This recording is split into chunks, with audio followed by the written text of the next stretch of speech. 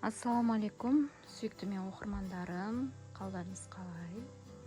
Бүгін бізде осындай әдемі жиынтық хаки түстен, яғни жасыл түстен жасауымыз дайын болды. Қошқар мүйіз негізгі оюымыз. Қошқар мүйізді білесіздер, ежелден келе жатқан қазақтың көне оюы.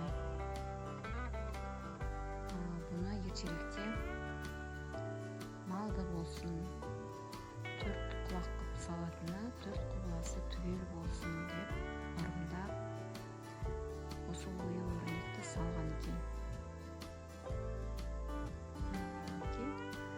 Бізде бұл қошқар мүйіз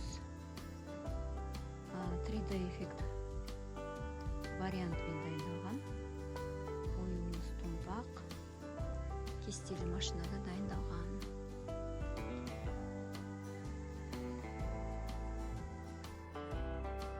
Мінекей біз осы жасауға Камила ханым осындай қызына төсек жапқышпен айвары түстен құрақталып қазақша стильде осындай 2 жастығына мінекей берген болатын. 2 сопақ жастық